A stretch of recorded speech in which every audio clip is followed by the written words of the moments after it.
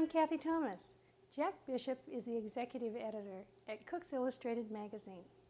The recipes in his latest book, A Year in a Vegetarian Kitchen, are so scrumptious they could tempt even the most devoted carnivore. Jack, tell us about your twist on Greek salad. Cathy, I love Greek salad. It's the combination of the vegetables, cheese, and lettuce, and this fabulously tart dressing that I really adore. And what I've done here is I've added a little bit more vegetables to it, added some tomatoes along with marinated radishes, and then put it over grilled toast, which sort of turns it into from a side dish to sort of light main dish. It sounds spectacular. It is. Can you show us? I'll show you. Thanks. So we start here. We've got the basic part of our vinaigrette. It's red wine vinegar, lemon juice. I'm going to add olive oil. You can't do anything without olive oil. And you've got to use a good extra virgin olive oil. This is going to be used to marinate the radishes. And what we're doing is sort of softening that crunchy texture and removing some of their bitterness. Also going to add some salt and pepper. Right. So you had 2 tablespoons of red wine vinegar, a tablespoon of fresh lemon juice, and about a tablespoon of minced oregano is going to be added. I'm going to be adding some oregano, which is very typical Greek flavoring, and then some garlic. So let me throw in the oregano. And now it goes. Oh, it smells wonderful. Yeah, and the fresh herbs are really what gives this so much flavor. And then a little bit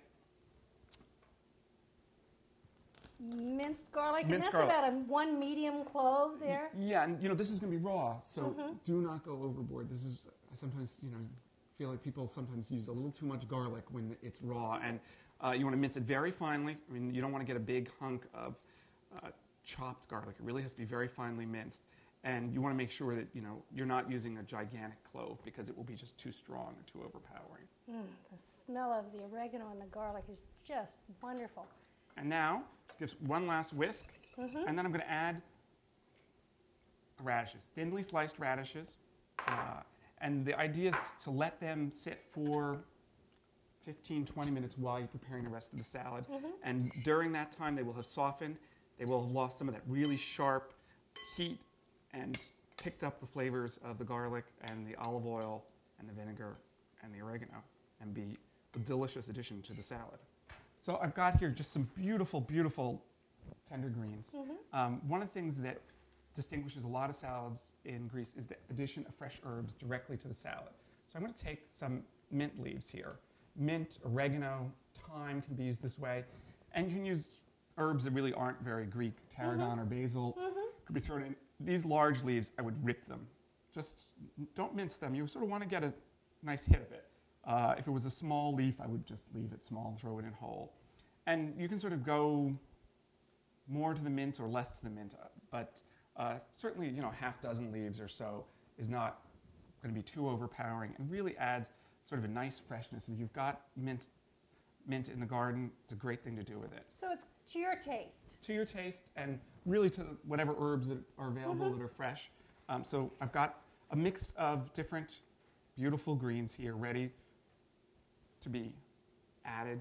Tomatoes, sliced in half. I've got a nice mix here of 2 colors. You could use just one color. So those are cherry tomatoes? Cherry and tomatoes. Little pear tomatoes? Those beautiful little pear tomatoes.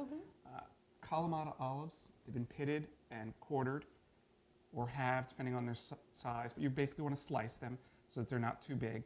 Kalamata would be the traditional choice. But again, other olives could be used. The colors are beautiful, aren't they? The colors in this are just going to be absolutely spectacular. The radishes, the marinade becomes the dressing for the salad. Which makes it easy. Which makes it easy. So you just add the radishes. And we could have put the radishes in the bottom of the bowl, marinated them, and then added the greens. Yeah, so you just have one big bowl going. That would have been fine too. And then you want to toss and distribute it, and then we'll add the final cheese to it. But you want to make sure you get this marinade, which is now the dressing, evenly over everything in terms of all the greens. So that looks all done. Now, I didn't add the cheese to the last minute because I don't want to sort of mash the cheese up any more than is necessary. And tell me about what kind of feta you prefer. I really think you've got to get a feta that's sheep's milk, not a cow's milk. If you go to the supermarket and the shrink wrap packages, it's cow's milk. In Greece, this is a sheep's milk cheese. So look for an imported feta. It should be packed in some sort of brine or an olive oil. If it's completely dry and cryovac, it's not going to have very much flavor. But if that's all you had? It's fine. Yeah. It's not like it's going to be a bad salad, but it's going to be a better salad. It's going to be less salty. A lot of those American cheeses you get shrink wrapped are pretty salty. So you can use more of the European cheeses. Sometimes you see a French feta or a Greek feta, and there are some nice high quality artisanal American cheeses as well. So that's about 7 ounces of crumbled feta. And just give it 1 or 2 quick tosses, just to distribute the cheese, but it's basically ready to go. Gorgeous. And then you've got your secret ingredient here. I love grilled bread.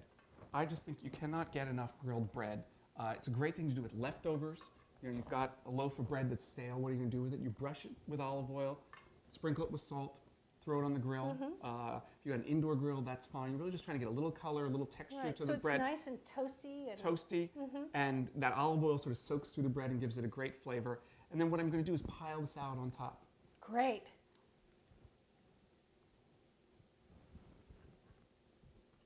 Oh, that just looks delicious. And it's just, you know, the simplest presentation turns, as I say, what really people think of as probably more of a side dish into a sort of light meal, perfect sort of summertime meal. And this was an entree salad, really, isn't it? The portions here, and with this much cheese, with 7 ounces of cheese, it really could be a light summertime dinner, and it's perfect. It looks delicious, Jack. We really appreciate you joining us today. Thank you so much. Thank you, Cathy.